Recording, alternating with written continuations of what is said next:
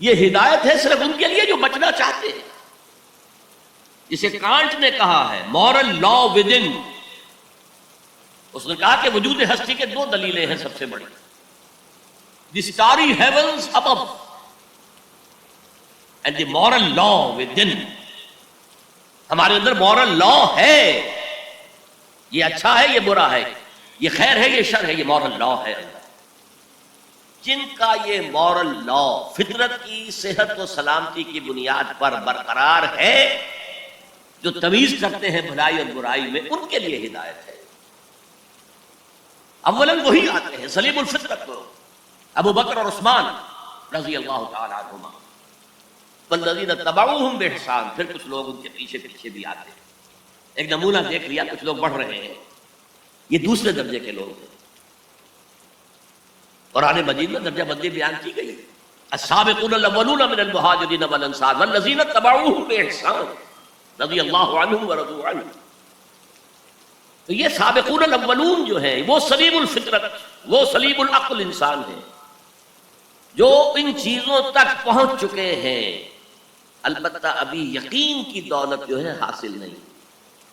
اور یہی نقشہ کھینچا گیا ہے حضور کا، وَوَجَدَكَ ضَالًّا فَهَدَىٰ.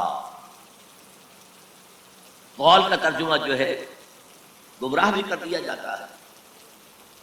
ضال اسے بھی کہتے ہیں کہ کوئی شخص کسی کے عشق میں دیوانہ ہو جائے. اور ضال وہ بھی ہے جو ابھی حق کی تلاش میں سرگرداں ہے.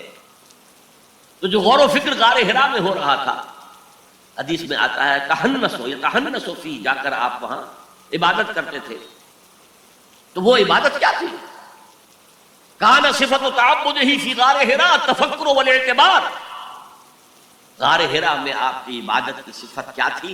غور و فکر کی کائنات کیا ہے. وہی جو سے فلسفی، جن کوسچن سے فلسفی گریپل کر رہا ہوتا ہے، دو ہاتھ کر رہا ہوتا ہے، وہی حضور اس سارے فکر کے مراحل سے گزرے اور قریب پہنچ گئے ہیں. تو دروازے پر دستک دی ہے، دروازہ کھلا.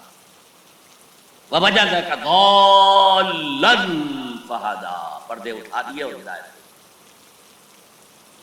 اچھا، یہ تو آپ کے سامنے تعلق جو ہے ایمان کا عقل و فطرت کے ساتھ میں سمجھتا ہوں کہ کسی نہ کسی درجے میں واضح ہو. اب میں آپ کو اس کا سنتھسس بتاتا ہوں. یہ عقل و فطرت جو ہے، اللہ کو پہچاننا کلیتاً فطرت پر مبنی. انسان کی فطرت میں، اس کی روح میں اللہ کی معرفت، اللہ کی محبت موجود ہے. اس پر ظہور کے پردے پڑ گئے ہیں، تم ادھر متوجہ ہی نہیں ہوتے. تم نے کبھی اپنے قلب کی گہرائیوں میں اتر کر دیکھا ہی نہیں. تم تو باہر کی دنیا میں مگن ہو، مادی دنیا میں لگے ہوئے. کچھ تو بقول شاہ ولی اللہ وہ حیوانیت کی سطح پر آ جاتے ہیں بیچارے. صبح سے شام تک کی کمر توڑ دینے والی محنت کے بعد بھی ان کی بنیادی ضرورتیں زندگی کی پوری نہیں ہوتی. وہ کیا کسی سے لو لگائیں گے، کیا خدا کو یاد کریں گے. کاد الفقر ان یکون کفرا. یہ فقر اور احتیاج اور مفلسی تو انسان کو کفر تک پہنچا دیتے. حضور کی حدیث. تو تم ادھر متوجہ ہو، ہماری طرف متوجہ نہیں ہوتے. حضرت ابراہیم کا قول کیا تھا؟ انی وجہت وجہی للذی فطر السماوات والارض حنیفا وما انا من المشرکین. اور یہ نماز کا افتتاح بھی، انی وجہت وجہی، میں نے اپنا رخ سیدھا کر لیا ہے اللہ کی طرف، حنیف یکسو ہو کر. دائیں بائیں کوئی میری توجہ نہیں جا رہی. یہ ہے در حقیقت اس عبادت کا تقاضا، جو کہ شکر کا لازمی ہے. اب اس کا سنتھسس دیکھیں. میں نے کہا کہ سب سے پہلے ایمان باللہ وہ کلیتاً فطرت پر ہے. اسی لیے کانٹ نے یہ ثابت کیا، ایک کریٹیک آف پیور ریزن، اس کی کتاب جس نے ہنگامہ پیدا کر دیا تھا پورے یورپ میں. اس وقت تک کرسچینٹی ڈومیننٹ تھی اور مذہب ایک اہم عنصر تھا انسانی زندگی کا. اس نے کہا اللہ کے وجود کے لیے جتنے منطقی دلیلیں دی گئی ہیں سب غلط ہیں، میں سب کو کاٹ کر دکھاتا ہوں. جیسے ہم کہتے ہیں لوہے کو لوہا کاٹتا ہے، منطق نے منطق کو کاٹ دیا. There is no logical reason to prove the existence of God. A critique of pure reason، میں نے کہا تھا pure reason، عقل خالص جو فطرت سے رہنمائی نہیں لے رہی. وہ فلسفہ جو ہے اس کی منزل کیا ہے؟ ایگنوسٹسزم یا اسکیپٹسزم، لا ادریت یا ارتیاد. پھر اس نے ایک کتاب لکھی بعد میں، کرٹیک آف پریکٹیکل ریزن. اس نے کہا کہ عملی طور پر انسان اخلاق حسنہ اختیار کر ہی نہیں سکتا جب تک کہ خدا کو نہ مانے. یہ نیسیسٹی ہے انسان کو کہ مانے. علامہ اقبال نے اس کو تسلیم کیا کانٹ کے اس دعوے میں. ان کی کتاب ہے reconstruction of religious thought in Islam, کہ کوئی منطقی دلیل خدا کے وجود کو ثابت نہیں کر سکتی. متکلمین نے کوششیں کی ہیں لیکن دلیل کو کاٹ دیتی ہے، منطق کا توڑ کر دیتی ہے. وہ صرف قرآن نے لفظ آیت استعمال کیا جو میں نے بیان کیا.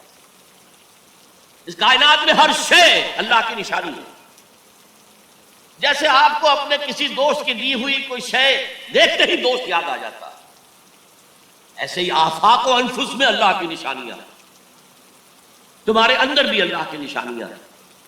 ذرا توجہ تو کرو، آفاق کو دیکھو، کھول آنکھ، فلک دیکھ، زمین دیکھ، فضا دیکھ. افلا ينظرون الى الابل كيف خلقت والى السماء كيف رفعت والى الجبال كيف نصبت والى الارض كيف سطحت فذكر انما انت مذكر.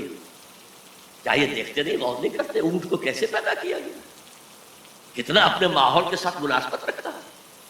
7 دن نہ کچھ کھانے کو ملے نہ پینے کو ملے، اسے کوئی پرواہ نہیں. صحرا لقدت صحرا کا جہاز، وہ دیکھتے نہیں آسمان کیسے بلند کر دیا گیا، دیکھتے نہیں پہاڑ کیسے گاڑ دیے گئے، دیکھتے نہیں زمین کیسے پھیلا دی گئی. اے نبی آپ یاد دہانی کرائیے، یہ نشانیوں کی طرف متوجہ کر دیجئے. آپ سوائے یاد دہانی کرانے والے کے اور کچھ نہیں ہے. آپ کے ہاتھ میں اختیار نہیں ہے کہ آپ اللہ کو منوا لیں. یہ تو تمہارے اندر سے فطرت سے ابھر کر گواہی آئے. اب دیکھیے اس کے لیے آیت، جسے میں یہ قرآن مجید کی طویل آیات میں سے جیسے آیت البر ہم نے پڑھی، ان فی خلق السماوات والارض واختلاف اللیل والنہار والفلک التي تجری فی البحر بما ينفع الناس وما انزل اللہ من السماء من ماء فاحیا به الارض من بعد موتها وبث فیہا من کل دابۃ وتصریف الریاح والسحاب المسخر بین السماء والارض لآیات لقوم یعقلون. یقیناً آسمان اور زمین کی تخلیق میں، رات اور دن کے الٹ پھیر میں، اس کشتی یا جہاز میں کہ جو ایسا سامان لے کر چل رہی ہوتی ہے جو لوگوں کو نفع پہنچاتا ہے، اور وہ جو اللہ نے آسمان میں سے پانی اتارا اور اس سے زمین کو اس کی موت کے بعد زندہ کر دیا اور زمین میں پھیلا دی ہر طرح کے جاندار، اور یہ ہواؤں کا چلنا اور یہ بادل جو مسخر ہے زمین و آسمان کے مابین، ان میں سے ہر ایک نشانی ہے، پہچانو. کیا مطلب؟ تم نے کسی مصور کی تصویر دیکھی، تعریف تصویر کی کرتے ہو یا مصور کی کرتے ہو؟ مصور کا کمال ہے، تصویر میں کیا ہے؟ ہاں وہ اپنے منہ سے بول رہی ہے، اپنی زبان حال سے اپنے بنانے اپنے مصور کی تعریف کر رہی ہے. تو کائنات کا ذرہ ذرہ اللہ تعالیٰ کی نشانی ہوتا ہے. شیخ سعدی نے کہا، بڑا پیارا شعر ہے، برگ درختان سبز در نظر ہوشیار ہر ورق دفترست از معرفت کردگار. یہ جو سبز درختوں کے پتے ہیں، ایک نگاہ ہوشیار جو کہ ان کی حقیقت کو پہچان سکے، اس کے نزدیک ہر پتا معرفت کردگار کا ایک بہت بڑا دفتر. اور آج ہمیں معلوم ہے ہر پتا ایک فیکٹری ہے، فوٹو سنتھسس کا عمل اس میں ہو رہا ہے، سورج کی انرجی کو جذب کیا جا رہا ہے. برگ درختان سبز در نظر ہوشیار ہر ورق دفترست از معرفت کردگار. وہ جو آیت میں نے آپ کو سنائی اسے میں نے نام دیا ہے آیت الآیات. اتنی آفاقی آیات کسی اور آیت میں جمع نہیں کی گئی جتنا بڑا گلدستہ ہے. ان فی خلق السماوات والارض واختلاف الليل والنهار والفلك التي تجري في البحر بما ينفع الناس وما انزل الله من السماء من ماء فاحيا به الارض بعد موتها وبث فيها من كل دابة وتصريف الرياح والسحاب المسخر بين السماء والارض لآيات لقوم يعقلون. دوسری طرف تمہارے اندر بھی سنریہم آیاتنا فی الآفاق وفی انفسہم. بے دل نے خوب کہا تھا، یہ چوٹی کے شعراء میں سے رہے ہندوستان کے، یہاں تک کہ غالب کو کہنا پڑا کہ طرز بے دل میں ریختہ لکھنا اسد اللہ خان قیامت ہے. آسان نہیں ہے طرز بے دل میں اردو میں شاعری کرنا، وہ فارسی کے شاعر. ستمست گر ہوست کشد کے بسیر سر و سمندرا تجھے غنچہ کم نہ دمیدئی در دل کشا بچمن درا. کتنے ستم کی بات ہے. تمہاری خواہش آمادہ کرتی ہے کہ چلو چمن میں دیکھو، پھولوں کی بہار دیکھو، درختوں کی بہار دیکھو، گھاس کے اوپر چہل قدمی کرو. ارے تم خود ایک پھول سے زیادہ کھلے ہوئے ہو. کبھی اپنے دل کا دروازہ کھول کر اس پہ داخل ہو کر اپنے حسن معنوی کا مشاہدہ کرو.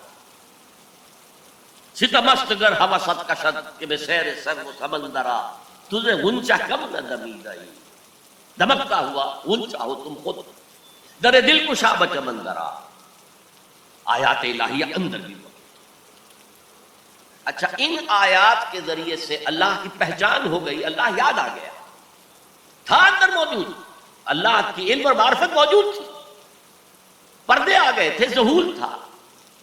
یا جیسے ایک جگہ کہا گیا کلا بل ران علی قلوبہم، ان کے دلوں کے اوپر جو بھی بدکاریاں وہ کرتے رہے ہیں اس سے زنگ لگ گیا، حجابات آ گئے. شیخ علی حجویری رحمۃ اللہ علیہ، جنہیں داتا گنج بخش کہا جاتا ہے، اگرچہ یہ لفظ نہیں کہنا چاہیے، انہوں نے کتاب کا نام کیا رکھا؟ کشف المحجوب. جو پردے میں آیا ہوا ہے، اوٹ میں آیا ہوا ہے، اسے کھول. تم اوٹ میں ہو، تمہارے اندر موجود ہے اللہ کی معرفت. البتہ اس کا ایک نتیجہ یہ نکلنا چاہیے اب تمہارے لیے محبوب ترین ہستی اللہ ہو جائے.